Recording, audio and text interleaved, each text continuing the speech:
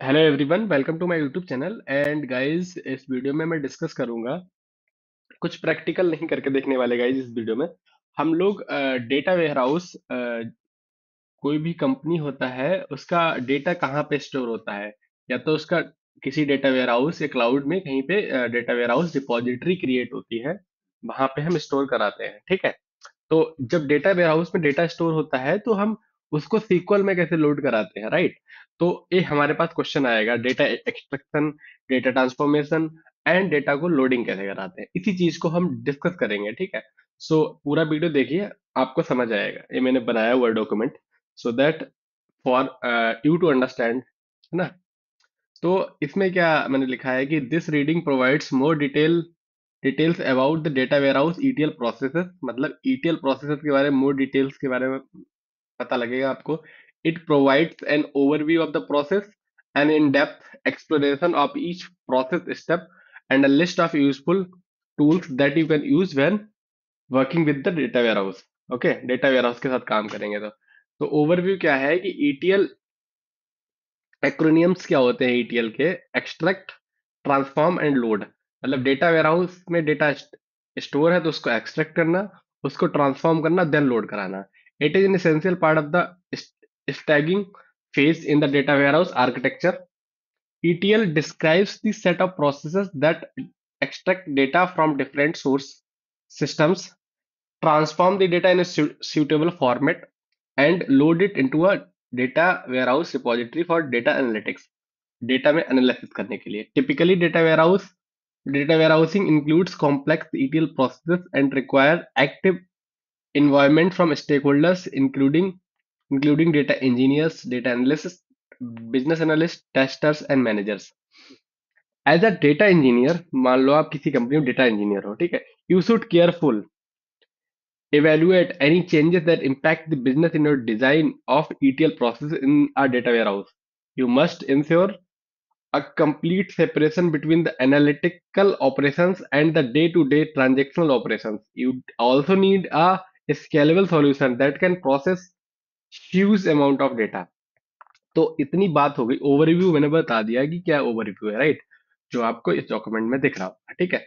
तो how does ETL work, ETL कैसे काम करता है। ठीक है, ठीक है। ईटीएल तीन पार्ट में काम करता है।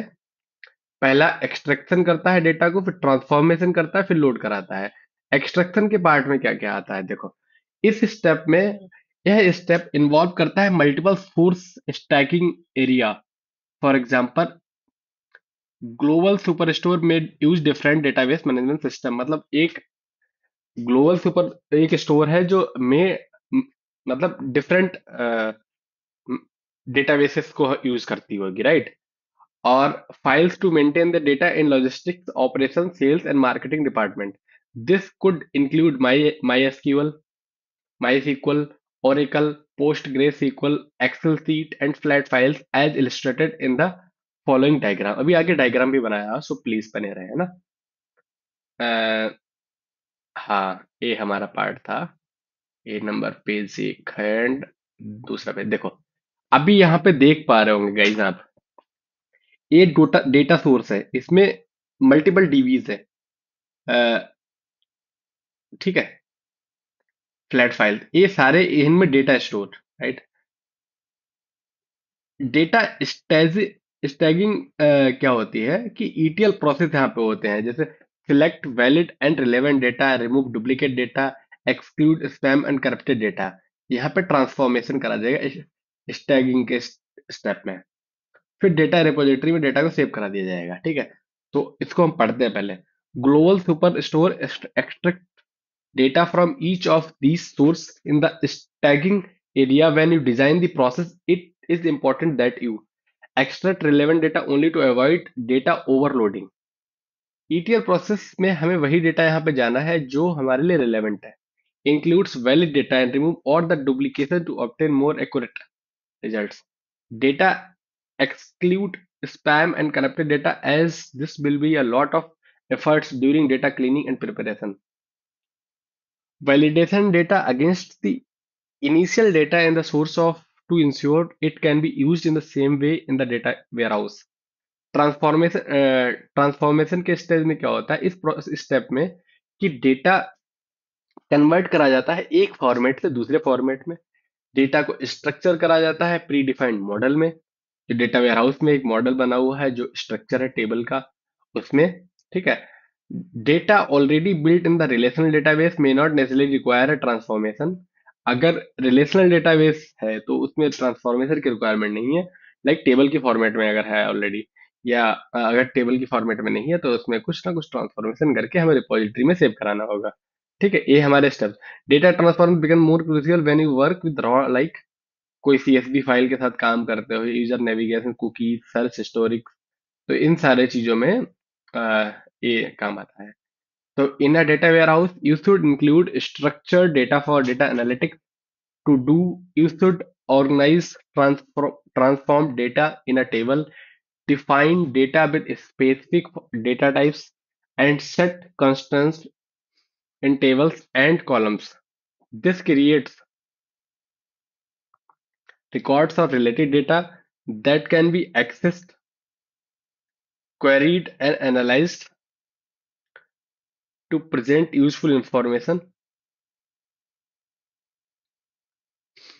The main task in the transformation process includes formatting, cleaning, preparing, organizing, and integrating data, as illustrated in the following diagram. इस डायग्राम में देखो कि ये हमारा डेटा सोर्स है जहां से डेटा आ रहा है। ये डेटा स्टैगिंग स्टेप है जहां पे ईटीएल परफॉर्म करे जा रहे हैं, डुप्लीकेट्स रिमूव किए जा रहे हैं। या ट्रांसफॉर्म में क्या फॉर्मेट करेंगे डेटा, डेटा वेयरहाउस डिपॉजिटरी के अकॉर्डिंग क्लीन करेंगे, प्रिपेयर करेंगे, ऑर्गेनाइज करेंगे, इंटीग्रेट करेंगे इससे।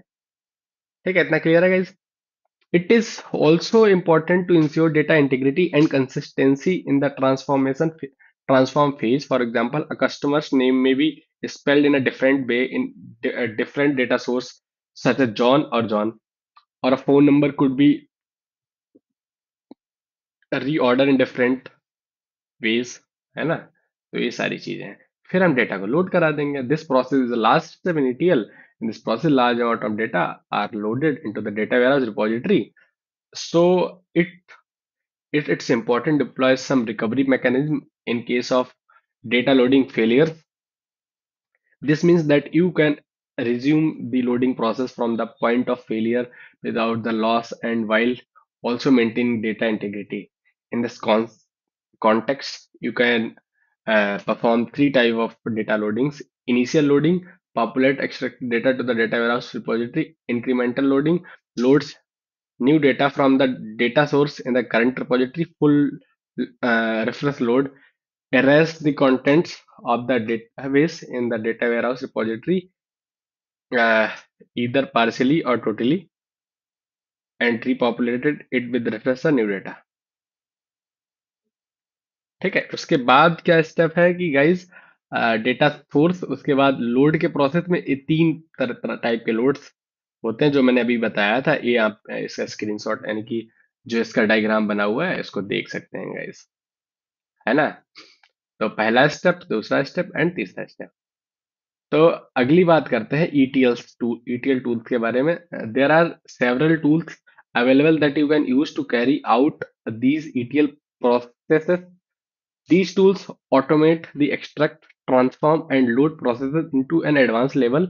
Some examples of these tools includes Oracle, the industry-leading databases that offers a wide range of choice of different data warehouse solutions. Amazon Redshift, a simple, cost-effective data warehousing tool that can be used to analyze all type of data.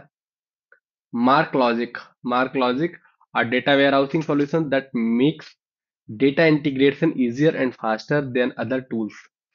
It can query different types of data like search engine data, flat file, and RDF. Conclusion क्या निकला जो हमने भी discussion करा है, उसका conclusion ये है कि ETL प्रोवाइड करता है systematic approach from moving data from various data sources को डेटा वेयरहाउस में रिपोजिटरी में पहुंचाने के लिए। ये ETL प्रोसेस काम करता है जिसमें Azure factory, Amazon cloud, Amazon का यूज करते हैं ना। तो GCP, गूगल क्लाउड प्लेटफॉर्म भी आता है उसमें, है ना? The data warehouse provides a central data repository that support different type of analytics and reporting. Therefore, a well-designed and documented ETL process is essential for developing an optimized and useful data warehouse. So, guys, end of the document, and that means we have discussed about data warehouse में ETL कैसे perform करता है, क्या क्या steps होते हैं. मैंने आपको डायग्राम्स भी दिखाए और बताया भी किस तरह से ये काम करता है. 3 स्टेप्स होती हैं सिंपल सा डेटा वेयरहाउस की. पहला डेटा सोर्स, डेटा स्टैगिंग और डेटा वेयरहाउस रिपोजिटरी. तो I hope this is clear to you guys, है ना. कोई प्रॉब्लम नहीं होगा. अगर if you have any problem then please do let me know in the comment section, and please do like, subscribe and share. Thank you so much for watching this video.